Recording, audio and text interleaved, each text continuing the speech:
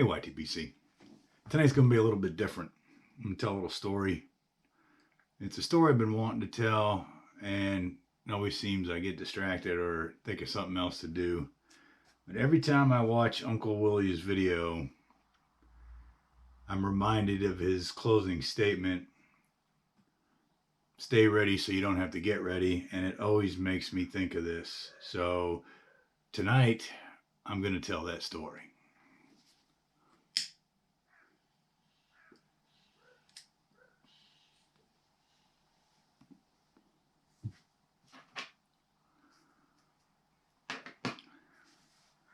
Now, fair warning, this story is not a happy one. It involves firearms. So, those of you that are scared of guns, just go ahead and go somewhere else. It also involves serious injury to a child. And it also involves the taking of lives. So, if any of those are things you don't want to hear talked about, it'd probably be best to skip this one.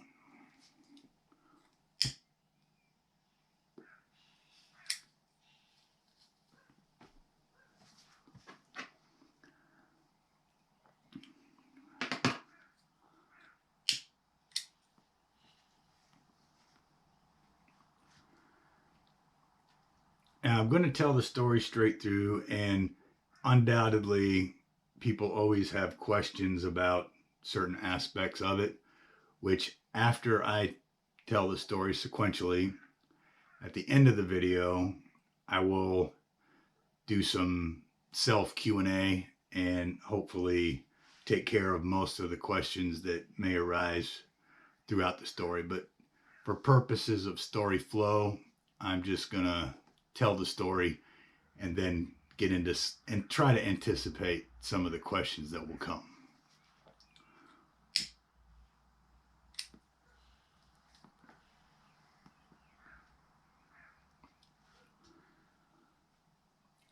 So this was many years ago. I'm thinking 2012, 2013. I don't remember the exact year. End of August, school had just started. My boys had come home from school. One of them had went over to the neighbor's house to play. At the time, we were living on 35 acres, pretty huge lots, but we just so happened to have a neighbor right across the street from us, and kids would go over there and play a lot. I was out there digging a hole for a pine tree.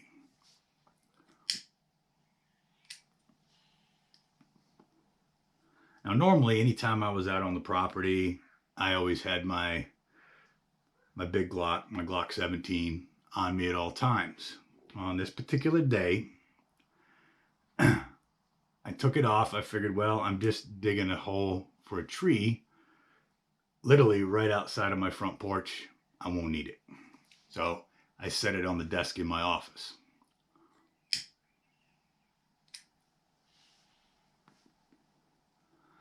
So it was that point in the story. I know Willie's twitching. I just made myself not ready. So I'm out there digging the hole for the tree, and I catch movement out of the corner of my eye, and I glance over and I see my son coming up the hill from the neighbor's house, walking toward the street. So I drink a little bit of water, and then something was off because he was looking behind him, and then he started running at full speed. So that didn't look right to me.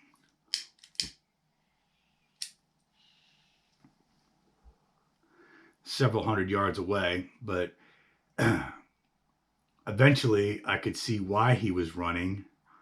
There was a bunch of dogs chasing him, and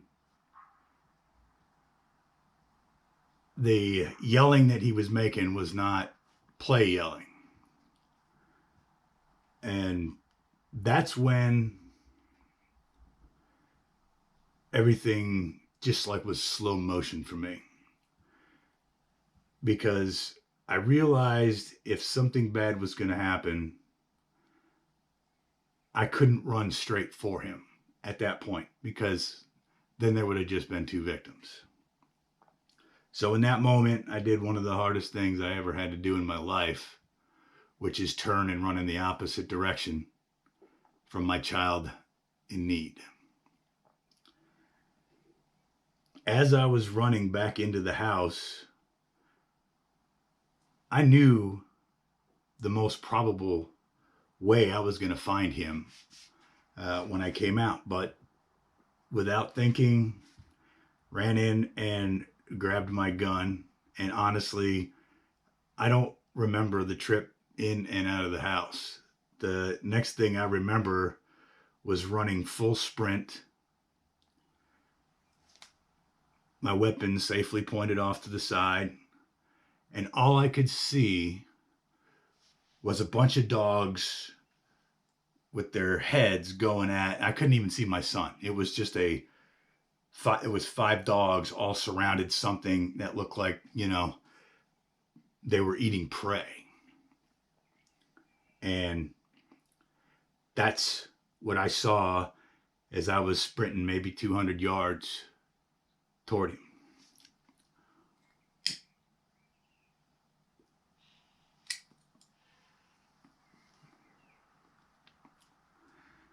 So as I am getting closer, I stop maybe 10 feet away, point the weapon down and away, and fire a shot into the ground to hopefully try and scare him off.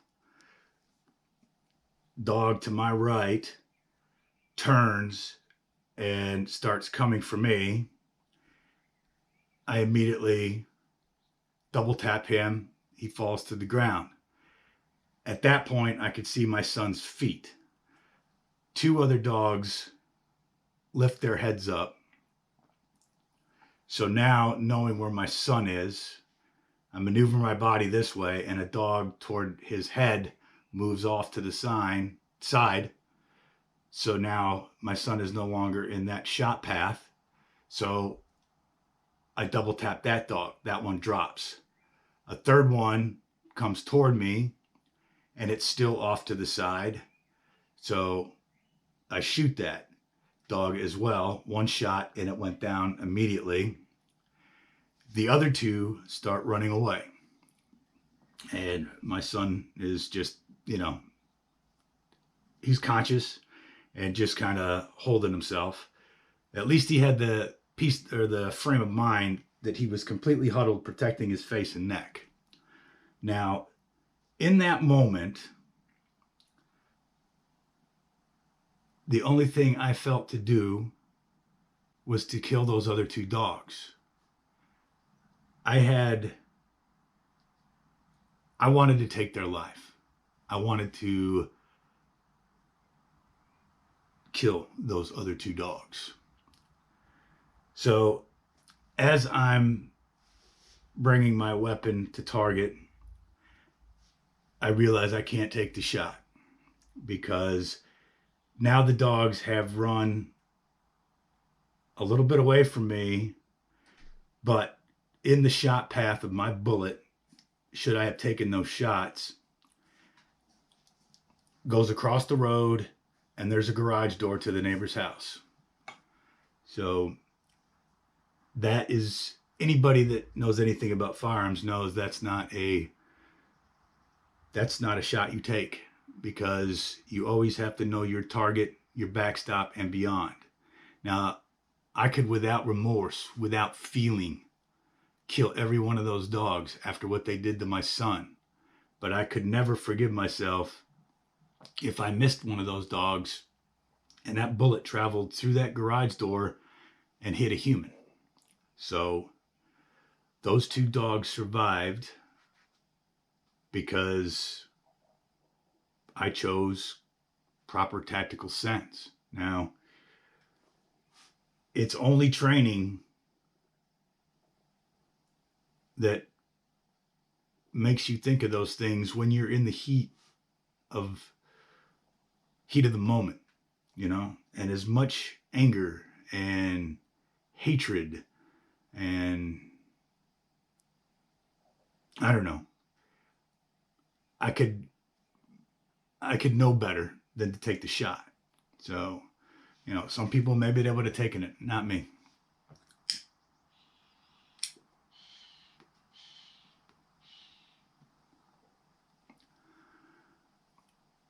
So my son is sat up by now. The threat has been dispatched. The other two dogs have completely gone out of my sight somewhere over in the neighbor's property. So I put my weapon in my cargo pouch on the side of my pants and carry my son back to the house. And it's got a little bit of blood, but I can't really fully assess it. I bring him in and set him right down on the floor in the foyer and look over him. He's got got some scratches on his neck. Nothing's drawn blood there, but I could see some punctures on his arm. There was some blood near his buttocks, so I know there'd probably been a puncture down there. So I told him to hang on. I ran in the bathroom, and I always kept tons of peroxide and rubbing alcohol. Came back out and told him to prepare because I was fixing to give him an alcohol bath. And that's basically what I did. I just started pouring alcohol all over his wounds, had him turned so I could see where his buttocks were. And once I made sure there was nothing that needed anything more than just direct pressure, grabbed a towel and carried him out to the car and drove, I don't know, 80, 90 miles an hour. I don't know what that is in kilometers per hour to the hospital, because had I called the ambulance, we lived out so far, it would have been 20, 30 minutes before they even got there. And I could get him to the ER in 20 or 30 minutes.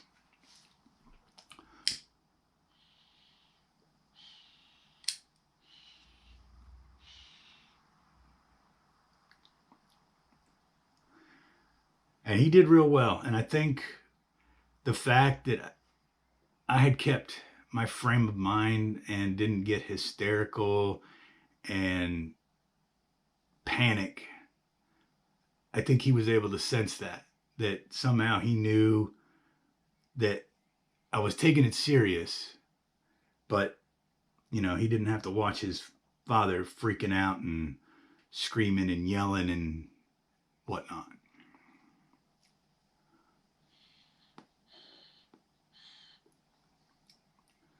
So I get him to the hospital, and they do all the saline flushes on the bite marks. He ended up with a couple on his buttocks, some on his arms, and I think maybe one on his leg, but no critical life altering injuries.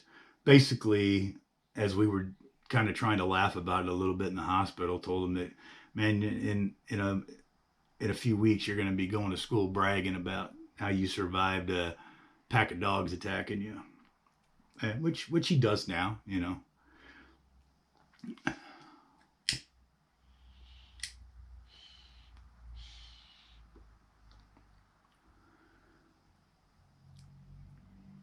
So yeah, every time I hear Willie say, "Stay ready so you don't have to get ready," I remembered how I didn't stay ready that day.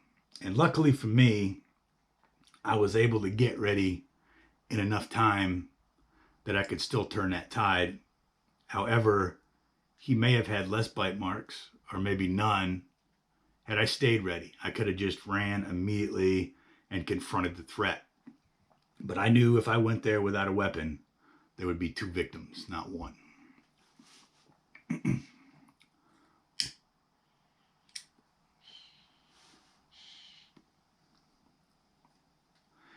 I mean, you never know how you're going to react in a situation like that until you're in the middle of it. I mean, I'm thankful that I had the training that I did and knew enough about firearms and tactical shooting that I was able to remove a threat from around my son without shooting my son. And let me tell you, it doesn't matter how well you're trained. I didn't lose any sleep over what happened to my son because obviously he turned out okay. What I lost sleep over for about a week after that was the what if, the curse of the what if. I mean, I don't know how many times I just, at least a week where I just really couldn't sleep much because my brain tried to mind fuck you with that what if you had shot your son, what if you had shot your son, even though in the moment of it I was clear headed enough to never take a shot that where he was in the background. I always made sure my target was not in a line with him. And even when I wanted to drop those other two dogs, the fact that there was a garage door at somebody's house there, I didn't take that shot. But man, that what if, that killed me for a week.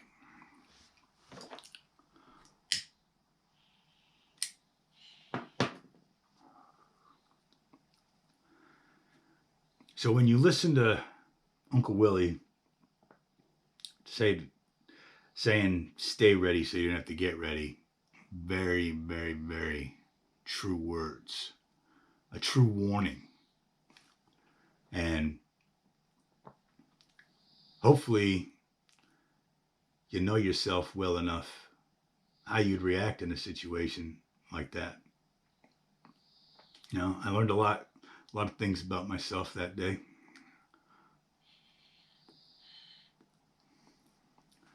The proper training, repeated over years,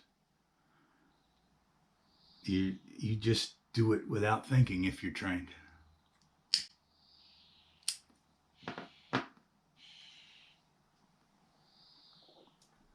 Okay, so that is the end of that story. Um, Now what I'm going to do is, if you watch this far, thanks for watching. But I'm going to do some anticipated Q&A from questions I've gotten over the years when I tell that story. So first question is, what kind of training did I have? Well, military training, and I also went to an H&K Tactical Officer Shooter course, which basically taught you strong arm, weak arm, one-handed tactical reloads. It involves simunitions where people are actually shooting you with these little plastic simulated bullets. It hurt like hell, so you'd learn if you stuck out too far. Also, shot placement when there was somebody needed to protect around with targets around them. So that kind of thing. Always, and just good standard, I don't know, firearms safety measures. Always knowing the furthest possible extent that any bullet that comes out of that gun can go, because once it's gone, you're responsible for everything that bullet hits until it comes to stop. So that's the training. What kind of dogs attacked my son and why? Well, they were actually the neighbor's dogs, Bernese mountain dogs.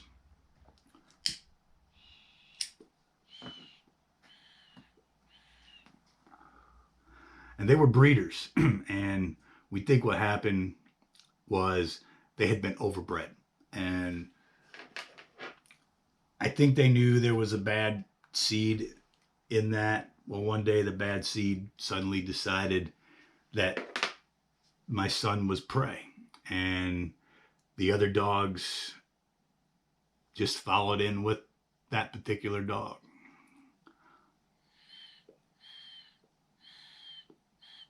I mean, he had been over there. Both of my sons had been over there playing with those dogs before. Never a problem. But just goes to show you cannot trust an animal, even a domesticated animal, because once they go primal, that's it. You better be ready.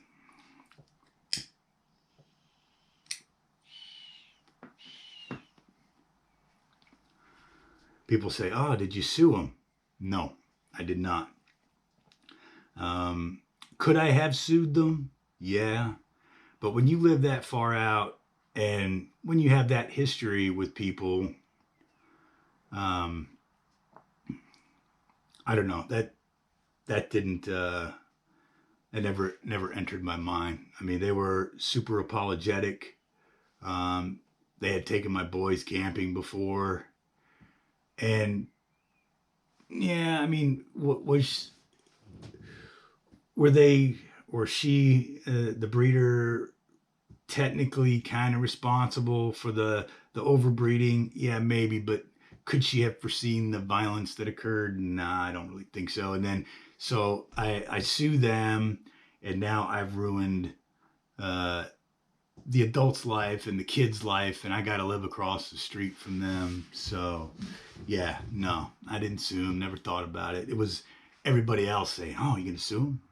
And no, I wasn't even gonna press charges, but the freaking nut jobs at the hospital called the police for me. Because when they asked me, did you call the police? And I said, no, I should have lied to them. I should have said, yeah, I've already notified. They're going to talk to me later. So they took it upon themselves to call the police. And I told the cop, and I said, I don't want to press charges. He said, well, we're just going to press charges for you. I said, well, then go ahead. I ain't making no statements. You get your information from the doc. I mean, that's, what good does that do? It was an accident, you know?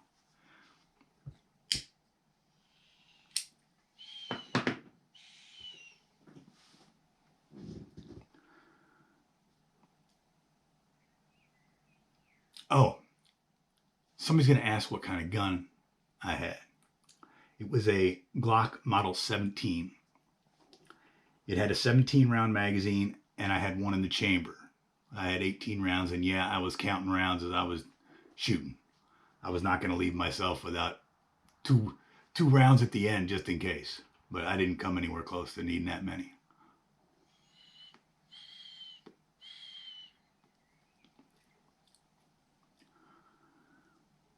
So yeah, that's a long overdue story. Okay, so if you made it through those Q&A, I mean, feel free to answer or ask any other questions you may have. I don't really think there's too much more about all of that I can elaborate on.